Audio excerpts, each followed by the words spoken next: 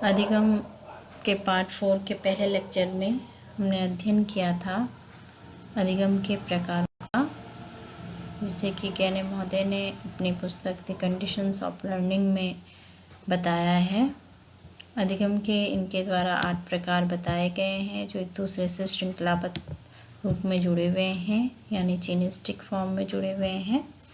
जिस तरीके से एक उदाहरण हम ले सकते हैं कि छत में जाने के लिए हम सीढ़ियों का प्रयोग करते हैं और प्रत्येक सीढ़ी का पायदान हमें छत की ओर लेके जाता है। ठीक वैसे ही अधिगम के ये 8 प्रकार आपस में जुड़े हुए हैं और अगर हमें अंतिम पायदान तक पहुंचना है तो हमें प्रथम पायदान से लेकर और उसके मध्य में आने वाले सभी पायदानों को सीखना अत्यधिक आवश्यक है। इसके लिए हमने प्रयोग किया ये कैने महोदय के अधिगम के प्रकारों के आधार पर बनाया गया है पैराडाइम। इसमें 8 प्रकारों का वर्णन किया गया है और इसके लिए शॉर्टकट कीज का भी हमने प्रयोग किया।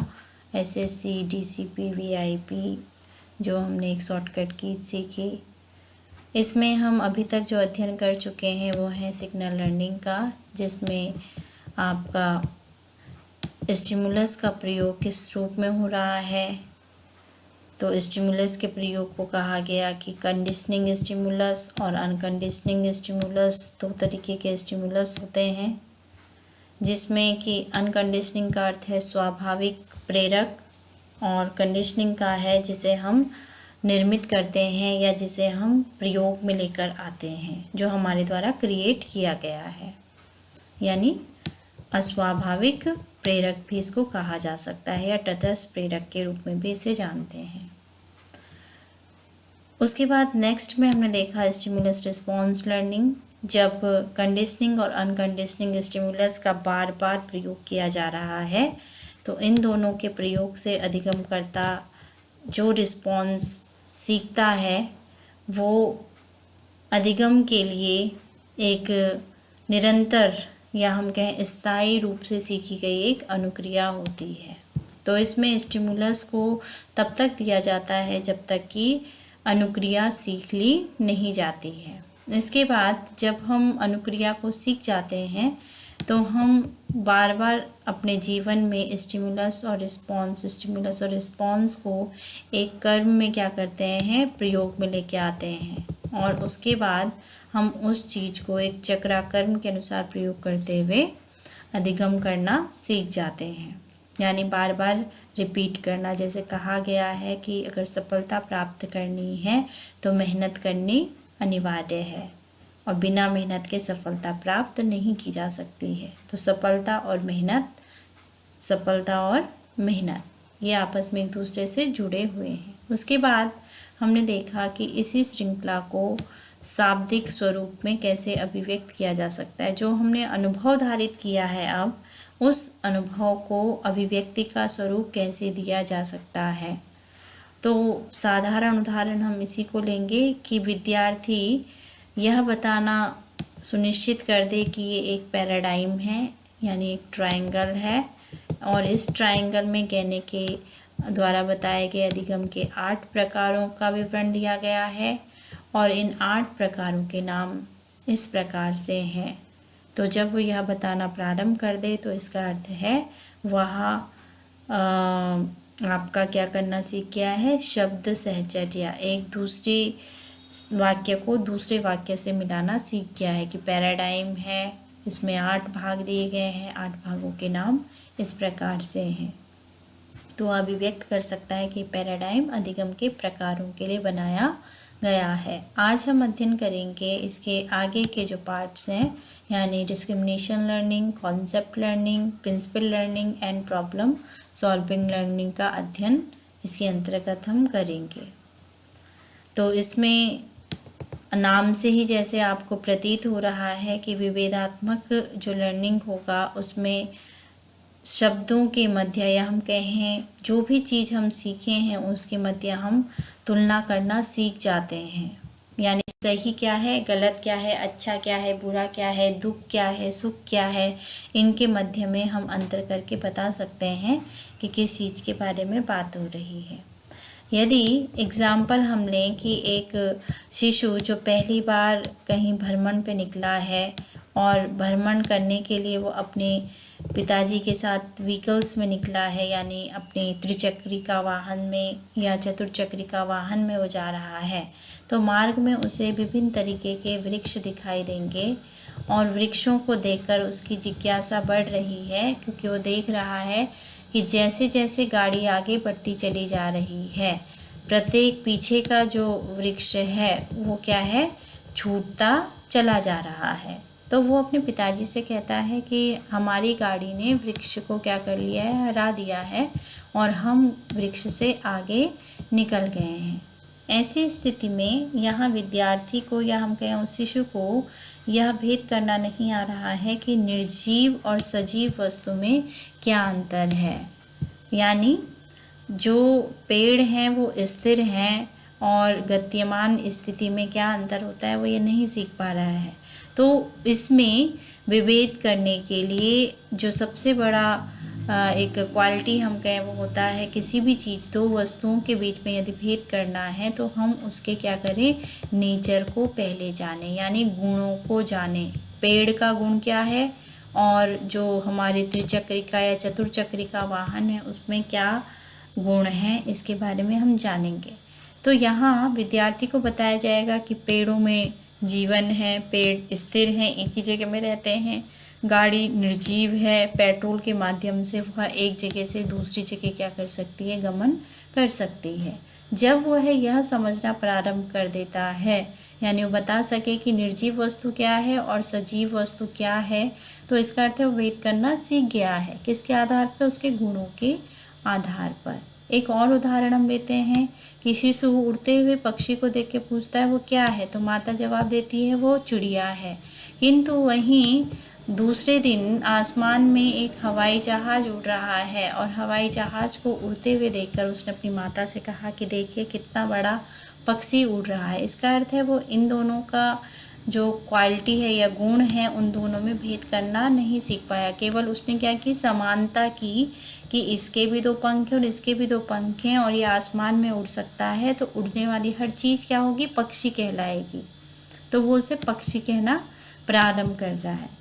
तो यहाँ पर वो भेद कर पाएगा फिर से वही निर्जीव सजीव वस्तु में और आपका गतिमान वस्तु में, और जिसमें जीवन पाया जा रहा है और जिसमें जीवन नहीं है, जो प्राकृतिक स्वरूप में इधर से उधर विचरण कर रही है और जो कृत्रिम स्वरूप में एक जगह से दूसरे जगह जा रही है, क्या अंतर है। तो उसके लिए उसके गुणों को या क्वालिटी को मेज़र करना अनिवार्य होगा। तो इसमें विद्यार्थी जब एक जैसी दिखने वाली दो वस्तुओं में भेद करना प्रारंभ कर देता है, जब बहुत सारी वस्तुएं एक जैसी उसके आसपास क्या हो दिखाई दे, जैसे यहाँ हमने उदाहरण में लिया है एक आटे का एक हमने पात्र लिया है, इसमें आटा भी है, इसमें नमक भी है, इसमें सोडा भी है, तो तीनों ही की प्रकृति एक जैसी, यानी रंग में तीनों एक जैसे हैं। अब यहाँ विद्यार्थी भेद किस तरीके से करेगा, तो तीनों का जो गुण है या नेचर है, तीनों का नेचर अलग अलग तरीके का है, स्वाद अनुसार तीनों अलग अलग हैं। तो वो इस बेसिक एक जो इनमें अंतर है, इस अंतर को पहचानेगा तो वो ये बता सकता है कि ये नमक है, ये आटा है, ये सोडा है। जैसे हिंदी के कई प्रश्न प्रतियोगिता में पूछे जाते हैं कि इन शब्दों में शुद्ध को बताइए कि निम्नलिखित में शुद्ध कौन सा वाक्य होगा या शब्द होगा।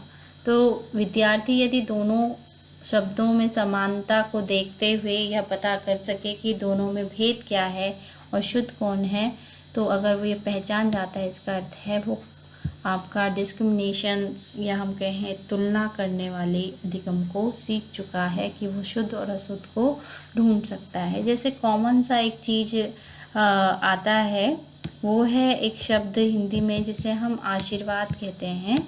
और कई से यदि आप पूछेंगे कि आशीर्वाद कैसे लिखा जाता है, तो सभी आशीर्वाद को लिखने का जो पैटर्न प्रयोग में लेके आते हैं अमूमन रनिंग हैंड में, तो क्या करते हैं, इसमें ही रॉ की मात्रा को लगा देते हैं।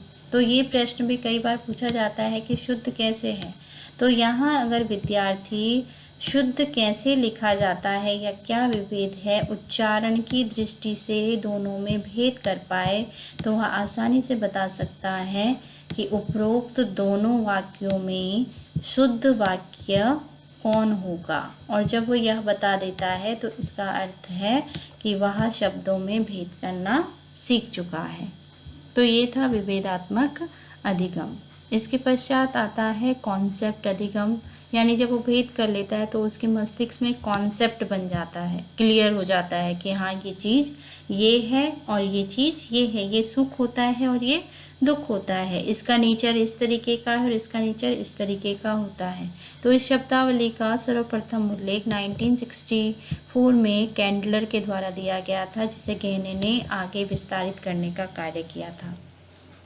इस अधिगम में जो अधिगम करता होता है वो क्या करता है, किसी पदार्थ का, अब वो सजीव है या निर्जीव है, उसको पहले फील करता है, यानी उसकी अनुभूति, उसका नेचर किस तरीके से है, उसमें कौन कौन से गुण पाए जा रहे हैं, दोनों में कितनी समानता है, कितनी विविधता है, इसका वो पहले पहचान करता है। और जब वो उनकी पहचान कर लेता है कि ये चीज़ चल सकती है और ये चीज़ नहीं चल सकती है, इस चीज़ में इतना विस्तार पाया जा रहा है, इसमें इतना संकुचन है, जब यह भेद कर लेता है तो वह भेद करने के लिए उसका पहले वर्गीकरण करता है और वर्गीकरण के आधार पर ही उसका नामकरण भी वह कर देता है। जैसे विद्यार्थी को यदि आप चिड़ियाघर ले गए और वहाँ सभी जंगली जानवर हैं तो कैसे कॉन्सेप्ट डेवलप होगा उनमें, तो पहले आप भेंट करवाएंगे भालू, बाघ, शेर, हाथी, घोड़ा इत्यादि से, और फिर उन्हें कहेंगे कि ये पशु घर में नहीं पाले जा सकते हैं, ये पशु कहाँ रहते हैं, जंगल में ही रहते हैं।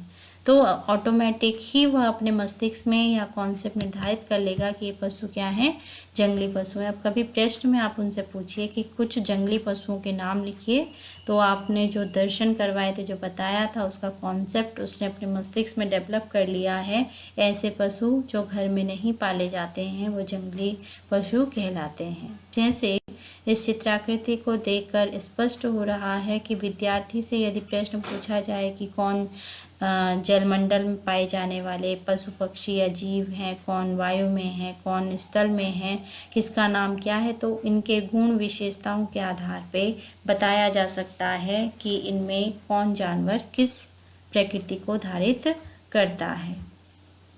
इसके पश्चात आता है प्रिंसिपल लर्निंग, यानी कॉन्सेप्ट डेवलप होने के बाद ऑलवेज कोई लॉ या प्रिंसिपल डेवलप किया जाता है ताकि उसको सदैव उसी स्वरूप में क्या कर सकें, हम प्रयोग में लेकर आ सकें। और सदैव प्रयोग में लाना, इसका अर्थ है उसका प्रयोग हम अपने व्यवहार को कंट्रोल करने के लिए कर रहे हैं।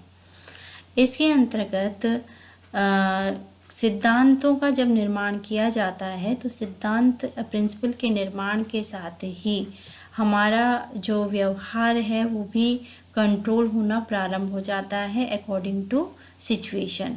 तो इसमें वही प्रिंसिपल, जिस कार्य के लिए जिस तरीके का प्रिंसिपल निर्धारित होगा उस कार्य को उसी स्वरूप में करना अत्यधिक आवश्यक होता है। जैसे अध्यापक को गद्यांश और पद्यांश के जो पाठ्य योजनाएं हैं उनमें उनके जो स्टेप्स हैं उनको बताया जाता है, तो दोनों में काफ़ी क्या है, डिफरेंस है। और ऐसी स्थिति में अध्यापक गद्यांश को पढ़ाने की प्रक्रिया और पद्यांश को पढ़ाने की प्रक्रिया के नियमों को यदि व्यवस्थित क्रम में प्रयोग में लेके आता है तो वो गद्यांश और पद्यांश विषय को बहुत उत्तम तरीके से बता और पढ़ा सकता है। जैसे साइंस को पढ़ाने का जो मेथड्स और लॉ होगा वो अलग होगा, मैथमेटिक्स को पढ़ाने का अलग होगा, ग्रामर को पढ़ाने का अलग होगा। तो इनके लॉज एंड प्रिंसिपल के अकॉर्डिंग ही हमको ये जो सब्जेक्ट्स हैं इनको क्या करना पड़ेगा, टॉट करना पड़ेगा। और जब हम प्रिंसिपल निर्मित कर लेते हैं तो एंड में हमारे पास आता है प्रॉब्लम सॉल्विंग। इसके लिए हमें पहले के जो 7 टाइप बताए गए हैं लर्निंग के, उन 7 टाइप को पूर्ण करना अनिवार्य है, तभी हम प्रॉब्लम सॉल्विंग लर्निंग को सीख पाते हैं। इसमें प्रॉब्लम सॉल्व करने के लिए हम मौलिकता का और सृजनात्मकता का प्रयोग करते हैं किसी भी समस्या का निराकरण करने के लिए। और जब हम इनका प्रयोग करते हैं तो समस्या के साथ साथ हमारे अनुभव में वृद्धि होती है और अनुभवों के विस्तार के साथ ही हमारे विचारों में भी उन्नति होना प्रारंभ हो जाती है। विचार की स्थिति जैसे जैसे बदलती जाती है वैसे वैसे समस्या के निराकरण के लिए परीक्षण का स्वरूप भी बदलता चलता है। और जब हम किसी चीज़ का परीक्षण कर लेते हैं तो हम एक निष्कर्ष तक पहुंचते हैं और उस निष्कर्ष को हम यथावत स्वीकृत करते हुए उसका जनरलाइजेशन यानी सभी के लिए जब भी ऐसी स्थिति आएगी तो सभी के साथ ऐसी ही स्थिति या परिस्थिति क्या होगी, उत्पन्न होगी, इसको हम सबको प्रेषित कर देते हैं। तो इसे हम सर्वोच्च सीखने की सीढ़ी भी कह सकते हैं क्योंकि उससे पूर्व 7 सीढ़ियों को पार करना अत्यधिक अनिवार्य है। जैसे मैं आपको एक होमवर्क दूं कि बाल्यावस्था का अध्ययन सर्वे कीजिए कि बाल्यावस्था की क्या विशेषताएं हैं, बालकों के समक्ष किस तरीके की समस्याएं आती हैं, अध्यापक को उस समय शिक्षण की क्या प्रक्रिया अपनानी चाहिए। तो ये तीनों ही चीज़ें आप तब कंप्लीट कर पाएंगे जब इन 7 लर्निंग के टाइप्स को आपने अच्छे से अध्ययन किया हुआ है, क्योंकि ऑटोमेटिक ही आप अब इस समस्या को कैसे सॉल्व करना है ये सुनिश्चित कर सकते हैं, क्योंकि प्रत्येक पद कुछ न कुछ हमें सिखा रहा है। तो ये थे ज्ञानी महोदय के द्वारा दिए गए अधिगम के प्रकार और 8 के 8 प्रकार में कुछ न कुछ नवीन हमें पता चला और इनमें हम पहुँचे प्रॉब्लम सॉल्विंग तक। धन्यवाद।